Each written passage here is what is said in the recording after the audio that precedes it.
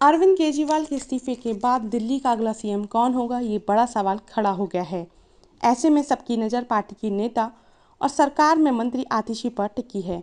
जब उनसे ये सवाल पूछा गया तो उन्होंने स्पष्ट तौर पर कहा कि यह निर्णय पार्टी के विधायक दल की बैठक में तय होगा। दिल्ली के अगले सीएम के रूप में आतिशी का नाम सामने आने पर उन्होंने काफ़ी घुमा फिरा कर इसका जवाब दिया। वो स्पष्ट कुछ भी कहने से बचती दिखीं। उन्होंने कहा कि जो हमारे क्रिटिक्स हैं, जो दूसरे पार्टी के लोग हैं, वे हमारी पार्टी को टूटा हुआ बताना चाहते हैं। भरोसे का मतलब किसी एक पार्टी ने देश को दिखाया है तो वो आपने दिखाया है। जब उनसे पूछा गया कि क्या आप दिल्ली की अगली मुख्यमंत्री होंगी, क्या दिल्ली की जनता सीएम से बातचीत हो रही है, इस पर आतिशी ने कहा कि आप एक ऐसी पार्टी की नेता से बात कर रही हैं जिसने ईमानदारी की एक नई मिसाल पेश की है। किस नेता में दम है जो जनता के बीच जाकर बोले कि अगर मैं ईमानदार हूं तो वोट दीजिए।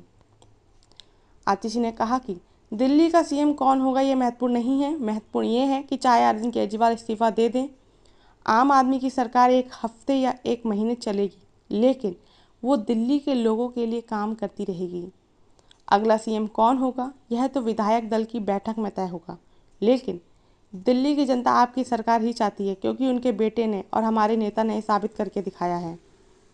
उन्होंने कहा कि हमारी पार्टी को तोड़ने की काफ़ी कोशिश की गई, हमारे नेताओं के बीच एक दूसरे के भरोसे को तोड़ने की कोशिश की गई, फिर भी हमारी पार्टी मजबूती से उभर कर सामने आई है। यह एकजुटता आम आदमी पार्टी में कायम रहेगी और इसी एकजुटता और ईमानदारी पर दिल्ली की जनता भरोसा करती है। अरविंद केजरीवाल दिल्ली के लोकप्रिय सीएम हैं। दिल्ली के लोगों ने देखा है कि उनकी ज़िंदगी कैसे बदली है। उन्होंने देखा है कि परिवार में किसी का इलाज कराने के लिए उन्हें गहने गिरवी नहीं रखने पड़ते हैं। दिल्ली के लोगों को अरविंद केजरीवाल पर भरोसा है। आज जो भी दिल्ली के लोग जी रहे हैं, ये उनके बेटे ने करके दिखाया है। वहीं आतिशी ने बीजेपी पर निशाना साधते हुए कहा कि ऑपरेशन लोटस चलाकर पूरे देश में विपक्ष की जहां जहां सरकार थी उन्हें गिराने की कोशिश की गई।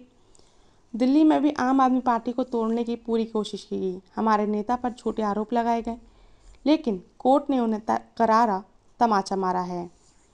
कोर्ट ने तो हमारे नेता अरविंद केजरीवाल को जमानत दे दी। अगर अरविंद केजरीवाल ईमानदार नहीं थे तो उन्हें जमानत क्यों दी गई। उन्होंने कहा कि अरविंद केजरीवाल को फंसाना बीजेपी का षड्यंत्र है। ऐसे कैसे हो सकता है कि ईडी और सीबीआई विपक्षी नेताओं के खिलाफ मामले की जांच में एकजुट चाहते हैं, वहीं जहां एनडीए की सरकार है वहां किसी भी मामले में ईडी और सीबीआई नहीं जाती है। बीजेपी सीबीआई और ईडी का इस्तेमाल सिर्फ विपक्ष की सरकार को गिराने के लिए ही करती है।